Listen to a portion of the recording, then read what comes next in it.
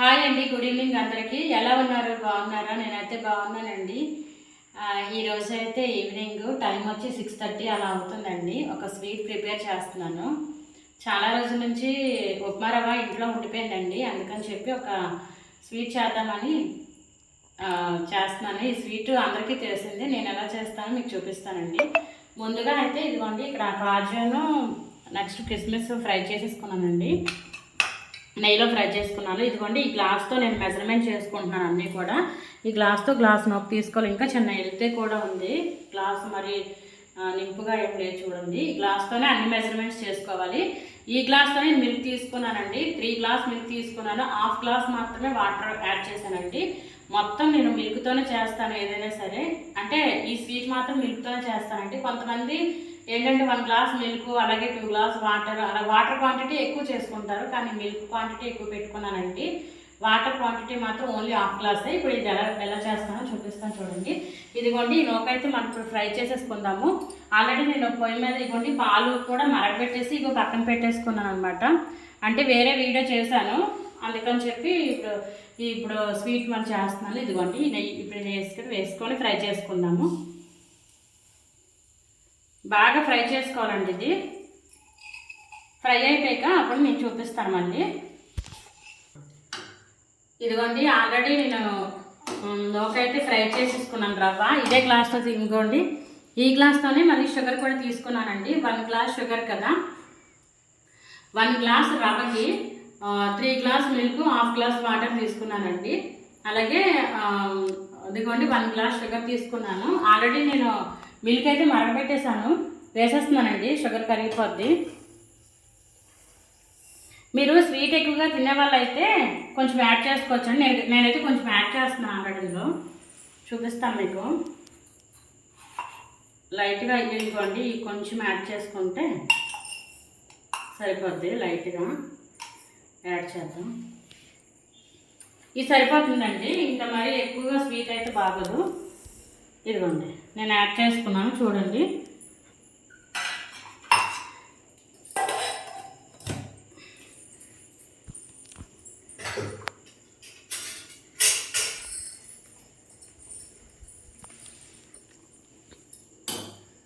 ఇదిగోండి, ఇలాగా కలుపుకుంటే కరిగిపోతుంది. షుగర్ కరిగే వరకు, అప్పటి వరకు రవ్వ అయితే యాడ్ చేసుకోకూడదండి. యాక్చువల్లీ రవ్వ వేసి షుగర్ యాడ్ చేస్తుంటారు కొంతమంది. నేనైతే ఇది ఇలాగే చేస్తానండి. ఇది కరిగిపోయాక మళ్ళీ చూపిస్తాను. Start madam. ఇదిగోండి, ఇదిగో షుగర్ కరిగిపోయింది కదా. ఇప్పుడు ఈ నూక కొంచెం కొంచెం వేసుకుంటూ కలుపుకోవాలండి. నేను ఒకేసారి వేస్తాను. ఇలా కలుపుకోవాలి. చెప్పాను కదా మొత్తం మిల్క్తోనే చేశానని. గిన్నె మారిందని అనుకోకండి, గిన్నె మార్చాను.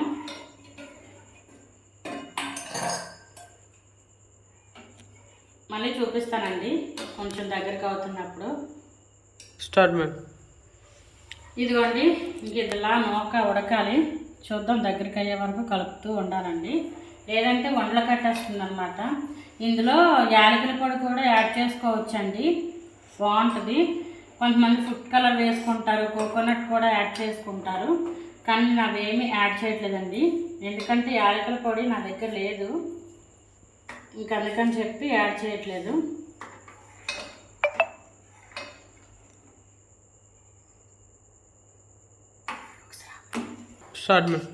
ఇదిగోండి, ఇది వచ్చి ఇలా దగ్గరికి అయిపోవాలండి. మీడియం ఫ్లేమ్లో లో ఫ్లేమ్లో పెట్టి నేను చేస్తున్నాను. ఎందుకంటే ఈ లో ఫ్లేమ్లో పెట్టి చేయటం వల్ల ఏంటంటే బాగా కుక్ అవుతుంది అనమాట రవ్వ. టేస్ట్ కూడా చాలా బాగుంటుంది. నెయ్యి కూడా కొంచెం యాడ్ చేసుకోవాలండి. ఈ టైంలో నెయ్యి కూడా నేను కొంచెం యాడ్ చేసేస్తాను. కరిగించలేదు కానీ ఇంకా ఆల్రెడీ ఇందులో కరిగిపోద్ది. ఒక నిమిషం. ఇదిగోండి, నెయ్యి కూడా కొంచెం యాడ్ చేసుకుంటున్నాను.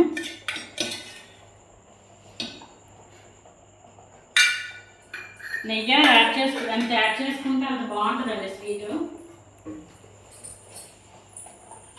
ఇది మళ్ళీ ఉండలు కట్టకుండా అలా కలుపుతూ ఉండాలండి. ఇదిగోండి, నేను నెయ్యి కూడా యాడ్ చేశాను కదా, చేతి మీదకి తుల్లుతూ ఉంటుంది, జాగ్రత్త చూసుకోవాలి. ఇదిగోండి, ఈ కన్సిస్టెన్సీ వచ్చినప్పుడు మనం యాలకుల పొడి కూడా యాడ్ చేసుకోవచ్చండి. అలాగే ఇప్పుడు జీడిపప్పు అది నేను ఫ్రై చేశాను కదా, అది కూడా నేను వేసేసుకుంటున్నాను. ఇదిగోండి, ఇవి యాడ్ ఇవి జీడిపప్పు కూడా వేసేసుకున్నానండి. కొంతమందికి డ్రై ఫ్రూట్స్ వేసుకోవడం ఇష్టం అవ్వచ్చు, లేదంటే కాకపోవచ్చు. కొంతమందికి అయితే ఇష్టం అవుతాయి.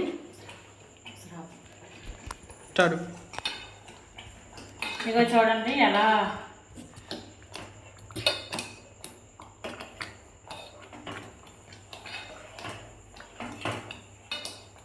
ఇలా దగ్గరికి అవ్వాలండి, బాగా కుక్ అవ్వాలి. ఇది చాలా బాగుంటుందండి. నైవేద్యాల్లో కూడా పెడుతుంటారు కదా దేవుడికి. అలాగే వీటితోని ఇది దగ్గరికి అయిపోయిన తర్వాత అండి, ఇప్పుడు నేను ఎలా వేసానంటే 3 గ్లాస్ మిల్క్ వేసి 1/2 గ్లాస్ వాటర్ వేసాను కదండి. అదే మనం దీన్ని ఇంకా మనకి బాగా తిక్కుగా కావాలి అనుకున్నా, లేదా ఇదే కన్సిస్టెన్సీ కావాలనుకున్నా ఏం చేయాలంటే, ఇది బాగా దగ్గరకు అయిపోయి చల్లారిపోతుంది కదండి. ఆ టైంలో కొంచెం గట్టిగా అయిపోతుంది, అంటే కొంచెం స్మూత్గా ఉన్నా ఇలా ఇంత స్మూత్గా ఉండదండి, గట్టి కొంచెం తిక్కుగా అవుతుంది.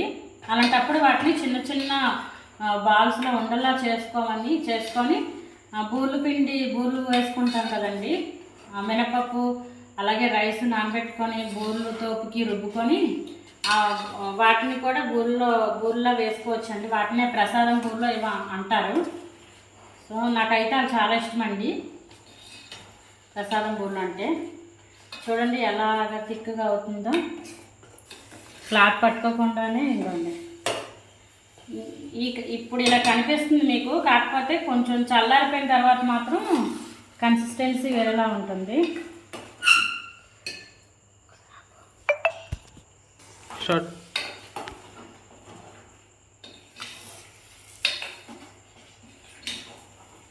ఇదిగోండి, ఇది కన్సిస్టెన్సీ ఇలా ఉన్నప్పుడు మనం స్టవ్ కూడా ఆఫ్ చేసుకోవచ్చు.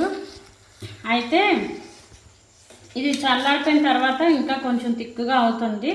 అప్పుడు చిన్న చిన్న ఉండల్లా చేసుకొని బూరెల్లా కూడా వేసుకోవచ్చండి. అయిపోయింది స్వీటు, మధురమైన మిల్క్ కేసరి. ఎందుకంటే నేను వాటర్ అస్సలు చిన్న లైట్గా యాడ్ చేశానండి, మొత్తం మిల్క్తోనే చేశాను.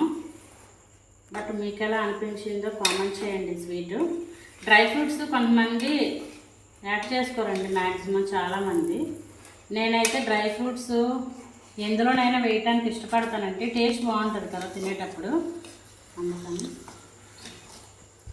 రెడీ అయిపోయిందండి. ఇప్పుడు టేస్ట్ చూడడానికి కూడా చాలా వేడిగా ఉంది. ఈ టైంలో అంత టేస్ట్ ఏమీ తెలియదండి. నేను యాలకుల పొడి యూజ్ చేయలేదు, ఎందుకంటే నా దగ్గర లేదు కాబట్టి. ఎవరి దగ్గర ఉంటే ఖచ్చితంగా మీ దగ్గర ఉన్నట్లయితే వేసుకోండి. అయిపోయిందండి, స్వీట్ రెడీ అయిపోయింది. ఓకేనా? నా వీడియో మీకు నచ్చినట్టయితే లైక్ చేయండి. నా ఛానల్ ఎవరైనా కొత్తగా చూసినట్లయితే తప్పకుండా సబ్స్క్రైబ్ చేసుకోండి. Bye bye.